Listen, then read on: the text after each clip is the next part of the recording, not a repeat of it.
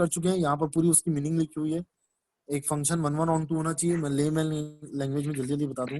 एक फंक्शन पहली बात 1 1 ऑन 2 होना चाहिए। दूसरी बात क्या है कि अगर आप फंक्शन ए से बी तक यहाँ से यहाँ फ्लो कर रहे हो, तो जिस इनपुट में आप यहाँ से यहाँ फ्लो किए थे ए से बी में, अगर आप रिवर्स भी आ पा रहे हो तो वो 1 1 ऑन 2 हो जाता है। सॉरी, वो फंक्शन हम कॉन्फिडेंटली बोल सकते हैं कि वो इनवर्स फंक्शन है। और आपको सवाल क्या आएगा पता है कि ऐसा कौन सा फंक्शन है, अगर कोई फंक्शन को लेके हमने यहाँ पर ये देखो, ये जैसे 3 इनपुट डाला मैंने, तो इस 3 इनपुट के कॉरस्पॉन्डिंगली जो भी आउटपुट आया, तो वो कोई फंक्शन ने काम किया होगा ये वाला कि इनपुट डाला होगा और आउटपुट आ गया होगा।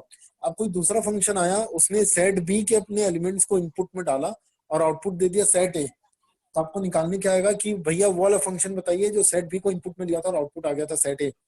तो वो वाले फंक्शन को हम लोग लेमैन लैंग्वेज में ना इनवर्स फंक्शन बोलते हैं। तो आपको क्या बोला जाएगा पता है, ऊपर में एफ लिखा हो ना मैंने, तो नीचे वाला एरो को हम लोग क्या बोलते हैं, एफ इनवर्स।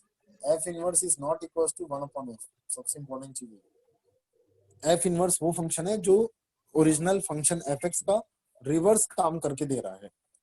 तो कैसा रिवर्स, कि फंक्शन एफ का जो डोमेन था वो एफ इनवर्स का जो नया फंक्शन आएगा जिसको बोलेंगे एफ इनवर्स, वो एफ इनवर्स का रेंज का काम करेगा, और जो फंक्शन एफ का रेंज था वो एफ इनवर्स का डोमेन का काम करेगा। बस यही पूरी बातें यहाँ पर लिखी हुई है। ठीक है, तो बहुत टेक्निकल तरीके से लिखी हुई है।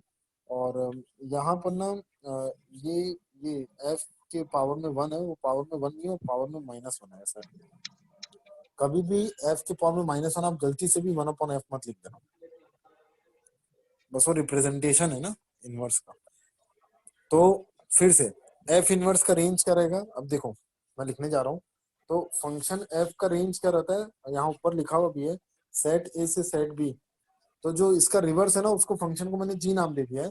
जी बोलो या एफ इनवर्स बोलो, एक ही मतलब है। जी का मतलब एफ इनवर्स ही होता है।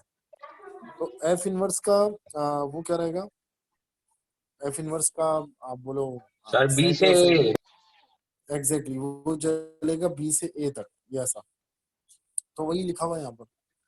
अच्छा, दूसरी चीज, एक और लॉजिक, एक तो ये इंपॉर्टेंट लॉजिक था इसमें, ये छोटी छोटी बात ना बहुत यूज होने वाली है अभी। दूसरी इंपॉर्टेंट लॉजिक क्या है, अगर हम यहाँ सेट ए से सेट बी में गए थे, और सेट ए से सेट बी में जाते जाते फंक्शन एफ अपने अंदर में एक्स को इनपुट लिया था, तो आउटपुट दिया था वाई, यही होता था। तो हम लोग क्या बोलते थे, F of X equal to होता था वाई। अगर मैं यहाँ से यहाँ फ्लो किया, यहाँ से यहाँ रिवर्स गया, और इस फंक्शन का नाम मैंने दे दिया जी, तो जी क्या काम करेगा, जी करेगा, जी लेगा वाई को और आउटपुट देगा एक्स। तो देखो वाली बात भी यहाँ लिखी हुई है ये पूरी। तो इसको एक और तरीके से आप ऐसा भी तो देख सकते हो। अच्छा, ये डायग्राम जरूर बना लो पहले। डायग्राम के नीचे ये वाला कंटेंट लिख लेना, F X equal to Y and G of Y equal to X. ऐसा लिख सकता हूँ, देखिए क्या हो रहा है यहाँ पर। तो हम लोग इसको ऐसा लिख सकते हैं ना, कहाँ लिखेंगे, डायग्राम में मिटा देता हूँ। तो डायग्राम मिटा देते हैं अपन। देखिए इसको मैं ऐसा लिख सकता हूँ, जी ऑफ वाई को, या ऊपर वाले कंटेंट को ही देख लो आप पहले। ये वाला कंटेंट को मैं ये ऐसा लिखने जा रहा हूँ। अगर अगर इसको नहीं लिखते यार, रुको, इसको लिखते हैं अपन। हमें क्या बताया गया था कि ये जो है एक सेकंड, हाँ जी, ये जी जो है वो जी को हम लोग क्या बोलेंगे, एफ इनवर्स। तो ये एफ इनवर्स है, तो जी की जगह मैं लिख देता हूँ F inverse of Y equals to आ जाएगा एक्स, ये ऐसा। और ऊपर वाला कंटेंट देखो ढंग से, वो क्या लिखा हुआ है, वो लिखा हुआ है F X equals to Y. ये कुछ इस टाइप का नहीं दिख रहा है, ये नीचे वाला, कि अगर मैं एफ को जंप करवा के इधर भेज दूं तो वो ऊपर वाला कंटेंट जैसा दिखेगा, F inverse Y equals to X type का। तो ना इनवर्स फंक्शन जो होता है वो अपने अंदर में वाई लेता है और आउटपुट देता है एक्स।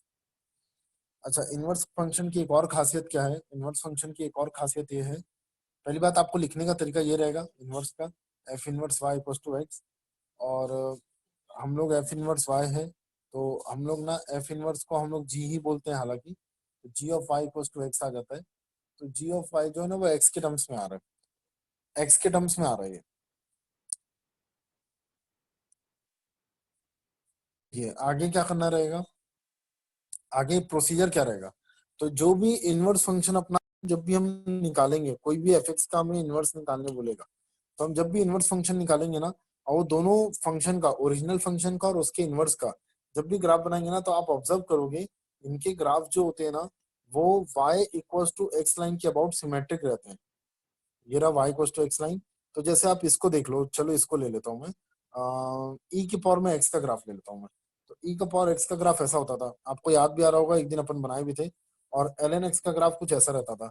तो ln x का ग्राफ और e का पावर x का ग्राफ ना y equals to X line के अबाउट सिमेट्रिक रहता है। कैसे? ln x का कोई भी पॉइंट, मैंने उस समय भी बताया था, ये ln x का ये वाला पॉइंट होता है 1,0 और e की पावर में x का ये वाला पॉइंट होता है 0,1। तो ये दोनों पॉइंट ना y equals to X line के अबाउट सिमेट्रिक है। ऐसे बहुत सारे पॉइंट्स हैं ब्लू वाले ग्राफ में और रेड वाले ग्राफ में, जो y equals to X line के अबाउट डिस्टेंस सेम मेंटेन करते हुए चलते हैं। जब डिस्टेंस मेंटेन करते हुए सेम चल रहे हैं दो पॉइंट्स, तो वो पॉइंट्स को बोला जाता है they this two points are mirror image to with respect to the line y equals to x। तो ऐसे करते करते जब पूरे पॉइंट्स को मैं ज्वाइन करूंगा ना, तो एक रेड कलर का ग्राफ मिलेगा, एक ब्लू कलर का, जो कि e का पावर x और ln x को रिप्रेजेंट करेगा। तो इस टाइप के ग्राफ ना y equals to X line के अबाउट सिमेट्रिक रहते हैं।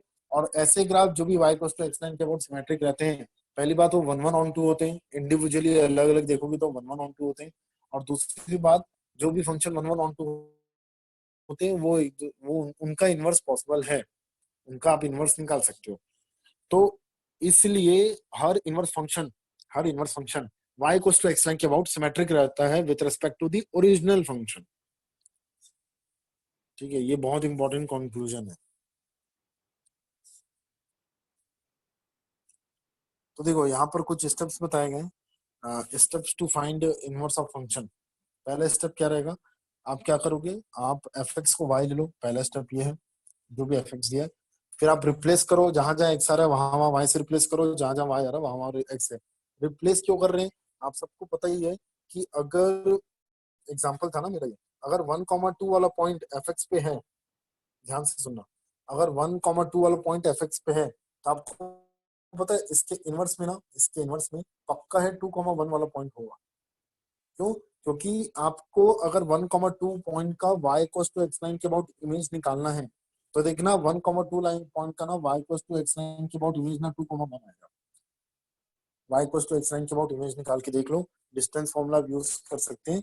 तो 1,2 का इमेज ना 2 को पक्का है। अगर अगर a b का कोऑर्डिनेट a b का कोऑर्डिनेट एफ एक्स पे है, तो ये गारंटीड है, अगर वो फंक्शन का इनवर्स पॉसिबल है, तो एफ एक्स के इनवर्स में b ए पॉइंट मिलने वाला है, गारंटीड। तो इसी तरीके से अगर x y टाइप का पॉइंट एफ एक्स में है, x मतलब होता है डोमेन, y मतलब होता है रेंज। अच्छा, ये सब डोमेन रेंज ही तो है, मतलब ये सब डोमेन रेंज की तो पार्ट है। ये 1 जो है वो डोमेन कहलाएगा और ये जो 2 है वो रेंज का पार्ट कहलाएगा। तो इसको स्टैंडर्ड तरीके से मैं क्या बोलूंगा, अगर x y टाइप का पॉइंट, अगर x y टाइप का पॉइंट एफ एक्स में है, तो ये गारंटीड है कि y x टाइप का पॉइंट जो रहेगा ना, वो f इनवर्स x में रहेगा। इसीलिए सेकंड स्टेप में लिखा हुआ है कि पहले से ही आप एक काम करो, एफ एक्स जो y के टर्म्स में दिया हुआ है, आप पहले ही x को ना y को और x को रिप्लेस कर दो y के टर्म्स में, और जहां जहां y आ रहा है वहां वहां x, क्वेश्चन में स्टार्टिंग में जहां जहां x आ रहा है वहां वहां y लिख दो, और क्वेश्चन में जहां जहां y दिया हुआ है वहां वहां x लिख दो पहले ही। इसीलिए पहले से ही कर रहे हैं। फिर आप क्या करोगे, solve given function for y in terms of x। अब ये करने के बाद, सेकंड स्टेप करने के बाद, आपको y को सॉल्व करना है इन टर्म्स ऑफ x। तो जो नया इक्वेशन जो बनेगा ना, वो उसको इन्वर्स करेंगे। बहुत सिंपल स्टेप्स है, इसको सॉल्व करके देखते हैं। सॉल्व करने से क्या है, पूरे स्टेप्स क्लियर हो जाते हैं। तो एक क्वेश्चन सॉल्व करके देखते हैं। ये देखिए, जैसे ये रहा, अगर कोई फंक्शन है r से r प्लस तक जा रहा है, इसका मतलब क्या हो गया, इसका जो डोमेन है वो रियल नंबर है, और रेंज जो है वो क्या है, r प्लस है ना, 0 से लेकर इंफिनिटी है। r प्लस मतलब 0 से इंफिनिटी। तो एफ एक्स दिया हुआ है 10 की पावर में x+1, तो आपको इसका इनवर्स निकालना है। तो चलिए इनवर्स की कहानी चालू करते हैं यहाँ से। आप सबसे पहले क्या लोगे, एफ एक्स को दोगे आप 10 की पावर में x+1। सेकेंड स्टेप क्या होता है, जहां जहां एक्स आ रहा है वहां वहां वाई से रिप्लेस करना है, और जहां वाई है क्वेश्चन में ऊपर वहां एक्स है। तो हमारा ऊपर वाला इक्वेशन में वाई की जगह क्या आ जाएगा, यहाँ पर मैं देखो तो एक्स, और वहां क्या आ जाएगा 10 की पावर में y+1। अब मुझे क्या बोला गया था थर्ड स्टेप में, solve for y in terms of x। अब y निकालना है तो क्या करूंगा, दोनों तरफ log ले लेता हूँ बेस 10 का, तो दोनों तरफ log ले लेता हूँ बेस 10 का, तो ये ऐसा हो जाएगा log x बेस 10, और ये जंप करके बाहर आ जाएगा, और log 10 बेस 10 1 हो जाता है। तो देखिए ऐसा करने से हमारे पास y की वैल्यू आ गई है log x बेस 10 माइनस 1, ये आ रहा है।